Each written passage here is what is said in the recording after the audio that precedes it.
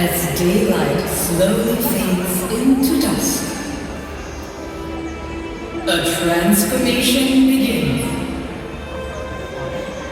A group of bearded pigs arrive in the clearing, searching for the last bit of food before heading home for the night.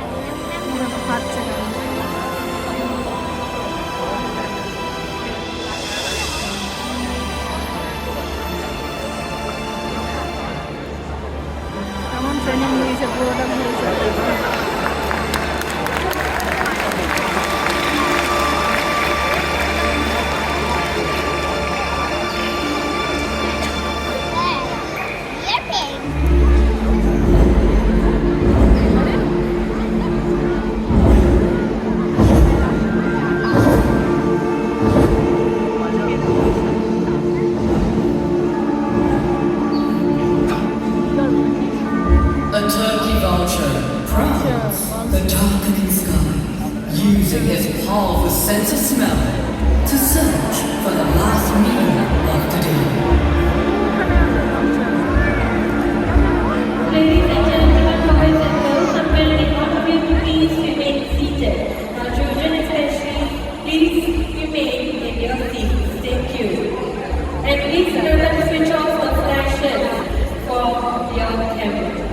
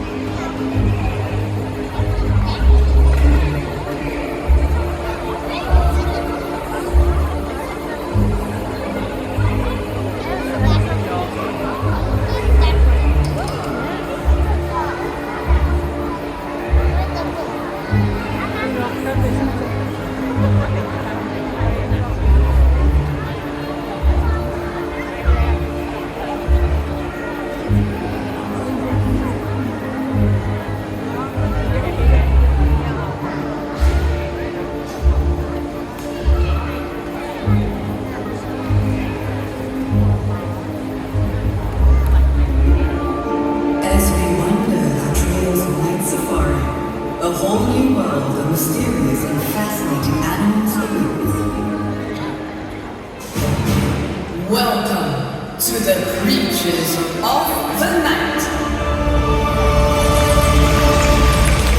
Hi,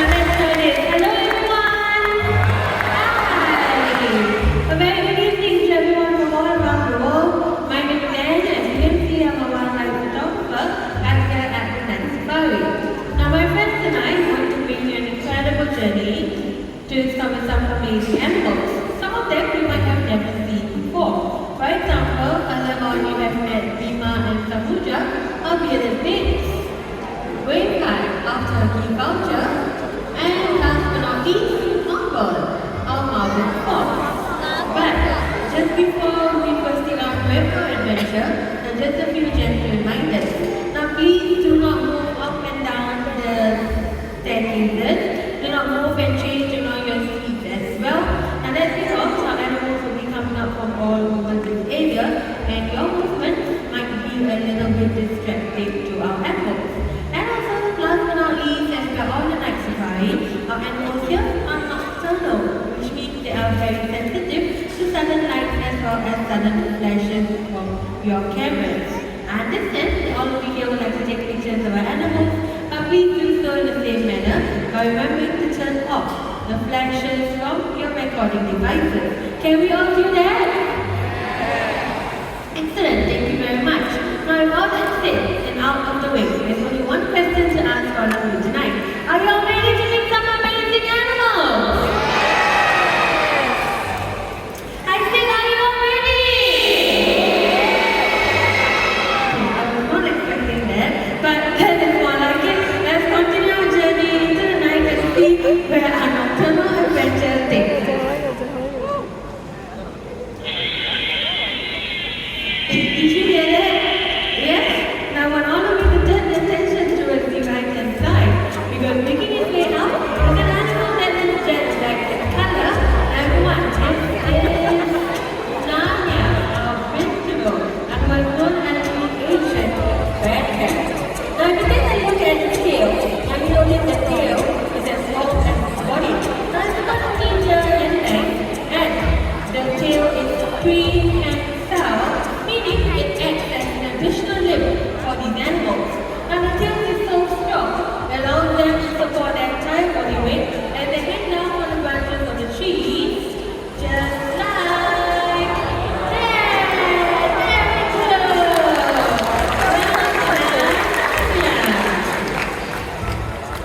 good.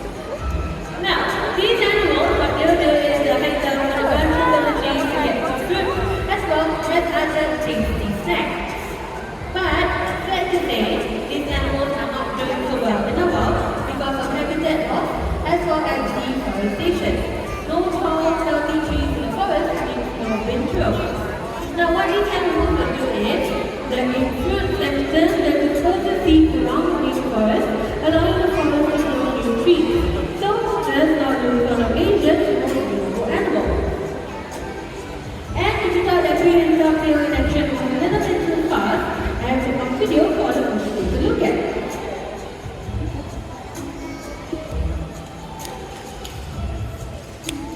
I have it on video for all of you to take a look at.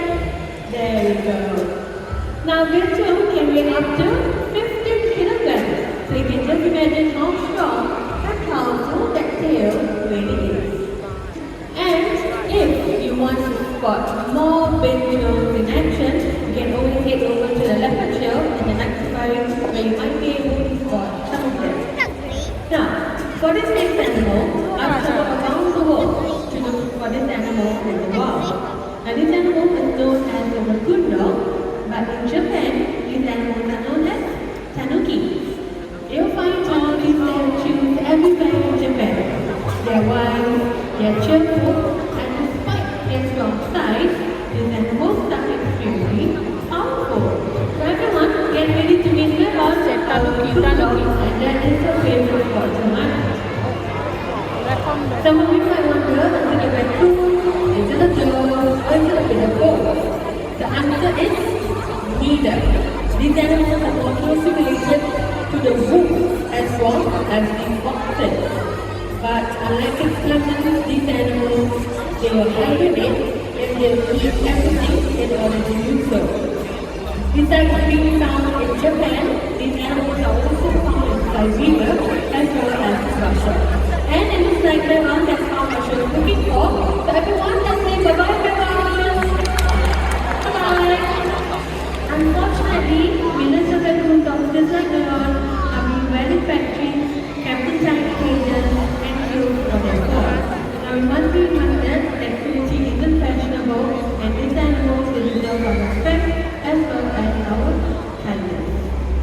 that, we are going to take our journey up into the sky.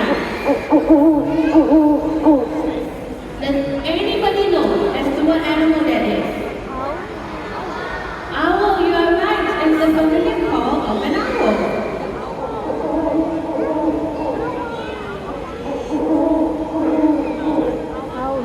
But from where exactly is it from over there? Or is it from over there? You know, these animals, they're often heard but rarely seen. Oh, hello, Kenzie! I'm pretty sure you know where the sound is coming from. I do, I am. Hi everyone here tonight. Now that sound was our one and only midnight, the Blackfish Owl, and she's right over there. Oh, hello, Danish, and hello, Red Line. We are otherwise known as the Buffy fish owl, and is also to be found in South Asia. So we all know that owls are actually famous for their silent flight. So in order for us to experience that, I'm going to need all of you to please remain seated, and also please remember to switch off the flash of the camera. Hi, to the child out there in white color. Yes, I need you to sit down. Yes, thank you very much.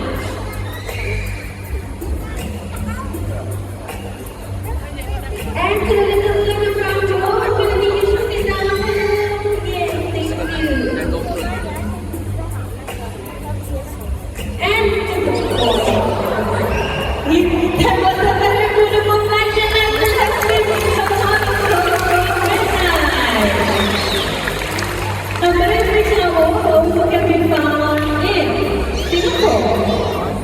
That is absolutely right. And in just a minute, I'm going to tell you what my favorite thing about these owls is. Alright? Just make sure this feather is nice and secure. Okay, now, my favorite thing about these owls would be their super soft wingtips. This allows them to glide silently over fields and meadows, and this means that their prey cannot even hear them coming. So this in turn gives them the name the friends of farmers because they help to keep the rodent population down. Very interesting. But it looks like time for midnight to get ready home, so everyone is going to go on a floor from midnight and go on and come to trainer 60. Owls, they continue to fascinate me on a daily basis. One of the ways how they can turn their gaze to a different degree. So, to explain a little bit more is our bird expert, Ethan. Hello everybody. My name is Ethan and with me I have Oscar, a very handsome Eurasian eagle owl, to show you guys my birds. Alright, now we are going to let Oscar get comfortable on the perch behind us. But in the meantime, I'm going to tell you a little bit more about him. Oscar is the Eurasian eagle owl, one of the largest species of owls we have in the world. They can be found in Europe as well as in Asia.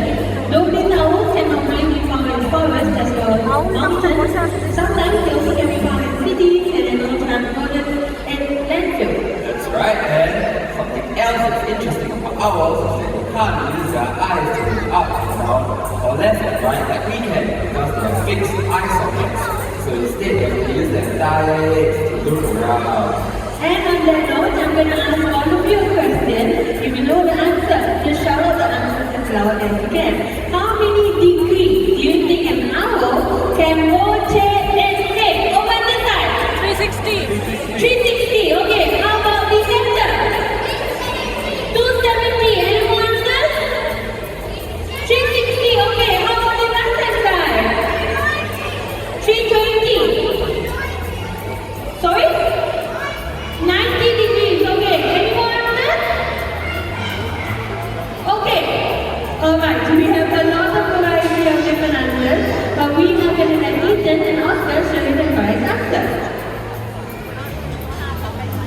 দেখো হেডটা ঘোরাবে দেখো দেখো দেখো উল্টো দেখো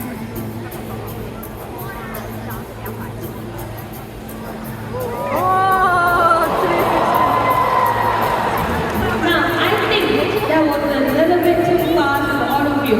Do you all want to see it again?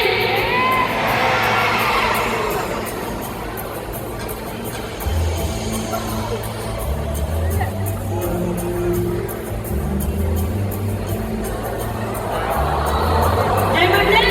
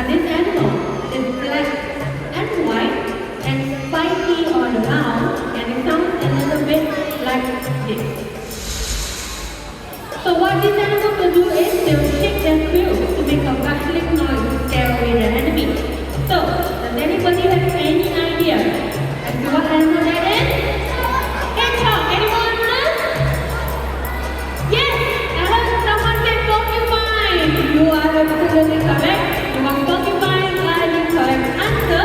Now making its way out is a very handsome Indian feathered porcupine that goes by the name of behaviours. Alright, now I want you to take a look at his quill.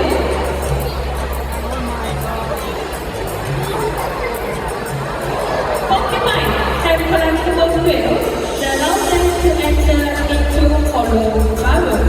Now many people also have the misconception that porcupines can shoot quills out of their bodies at their enemies, but that is not the case. So what these animals will do is, they will open their mouth really big, just like that, and bang into their enemy, hoping to cause pain by poking them with their sharp and pointy tips. Porcupine quills are also very versatile because these animals, they also use their quills to attract their mates by performing a mini dance. Over this way. Yes, this way. Now porcupines are also one of the largest rodents in the world. Now Indian feathered porcupines can be found in India as well as in some parts of the Himalayas. It looks like they get a break. So everyone, let's say bye-bye to Indra and bye to Nancy. Yes. No. Now since they're one of the largest rodents in the world, they also have got an excellent sense of smell. Now if you want to know more Indian feathered porcupine adventures, you can always head over to the Epic Trail where you might find them together with the big trail. Oh! People are left out. I guess it's still hungry. Now, fun fact, a group of porcupines is actually called a prickle of porcupine. Yep, a prickle of porcupine. This actually is very cool. Everyone, let's say bye-bye! Now, the next animal coming up, unfortunately, this animal is seen as a pet as well as a troublemaker. Now, this animal can be found in Europe as well as in North America. And yes, I'm talking about the raccoon. Very similarly to the monkeys that can be found in Singapore, why are they known as pests as well as troublemakers? And that's because these animals, they like to go into other people's homes to try and taste away our food. But what we do not understand is that we are actually putting our homes into the natural habitat. So of course these animals have got no choice but to be very, very tough animals. And if you take a look at the back, everyone, this is Toffee, our common white raccoon. Now if you take a look at him, now you might think that he is washing his paws, but that is not the case. Now raccoons who get their paws wet because it makes their sense of touch and taste becomes a bit more sensitive as well as stronger. And all raccoons have dexterous and nimble paws that allow them to open up containers just like that. Now of course we don't have containers lying around in the wild, so what these animals will do is they will use their dexterous paws to open up shellfishes such as mussels or even crabs. Now, if you thought that container opening was not very impressive, we also have another container for Toffee to open, so you might want to get your cameras ready because yeah, and there you go, opening the container like an expert. Besides coming in creamy colors, these animals also come in black as well. Wait, Toffee, why would you do that? For your paw prints all over my camera. Toffee? Toffee?